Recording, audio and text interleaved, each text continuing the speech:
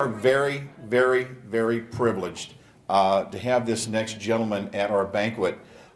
We tried to get him as our guest speaker this evening, but he had a prior commitment with the SCCA group, the St. Louis Region SCCA group. He was a guest speaker at their banquet. This gentleman has raced sports cars. He was on a team with Jeff Clinton and Jeff Tillman. He is now the new owner of what was Gateway International. It is now Gateway Motorsports Park. Ladies and gentlemen, please welcome Curtis Francois. Curtis, will you come forward, please? Thank you.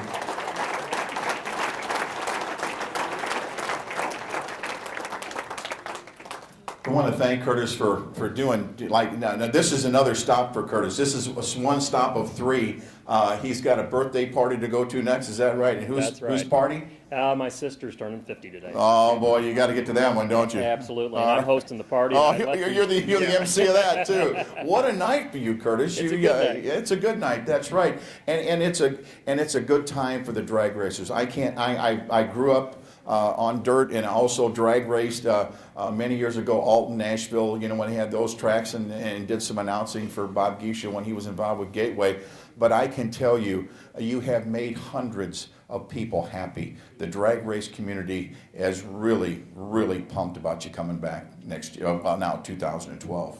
Well, Mike, thanks. You know, we are really excited to be involved with Gateway. You know, when I got involved in racing 21 years ago, and I joined the SCCA and was talking to those guys, I thought, you know, the last thing would ever happen that I would have been standing up and talking to them and saying, hey guys, we're at Gateway and that I'm running the show. That's not that anything that was in my dreams, but it clearly is a dream for me to be at the track, to be a local guy, and bringing a local flavor to drag racing and all kinds of racing here in St. Louis. Can you share with us how this all started?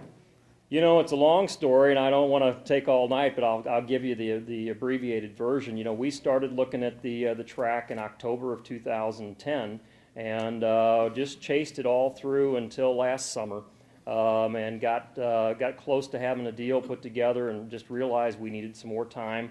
And so we did the deal where we leased it for a year, and then we're purchasing in October. You know, the doors just keep opening for us, and that's why it's happening. We're walking through the doors that are open for us, and it just seems like it's the plan that's made to be. The local guy owns Gateway. Well, that's outstanding. Opening day, I believe, is sometime in March? In March, we have just a tech session, I think, early March, but I think our very first event is going to be a test and tune on March 17th. Oh, you know what? Anybody know what day that is? St. Patrick's Day. Congratulations. You're going to have a green drag strip or something like that? That would be fantastic, Curtis. That would be fantastic. And of course, then the big one at the end of the season. I mean, you got a lot of stuff. You got the Chevys coming back, you got the Fords coming back, you got the Black Drag Racing Association coming back. All great shows, but the big one at the end of the year.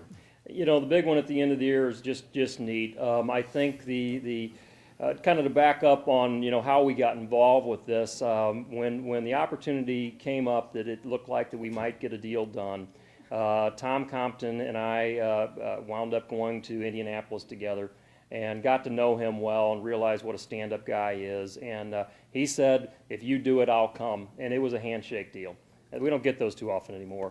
And so we moved forward, and obviously they're coming back in September the 28th. We think that is just a great time to have a drag race at Gateway. Well, congratulations on that. What about the weekly program? Can you tell us about that? Well, you know, the weekly program is extremely important to us. You know, we just look at things, I think, through a different set of glasses than what the previous owner did. I think their business model out there, and I get it, was to drive people 3 or 4 times a year through the gates. And we're 180 degrees different from that. We're grassroots, and we believe that by energizing and enabling the weekly drags and all of the grassroots racing that can happen out there is how we build a strong foundation for the track. And so we're going to be racing weekly, and we're going to be racing as often as it makes sense to do it. Well, I can tell you, I know some quarter-mile racers, and I know how much money they spent going to Indianapolis, because every time they came back, they tell me they are so happy that you guys are here. I want to congratulate you on a great move. I wish you the best of success. That place has always been gold, and I want you to continue to make that place a golden place to race.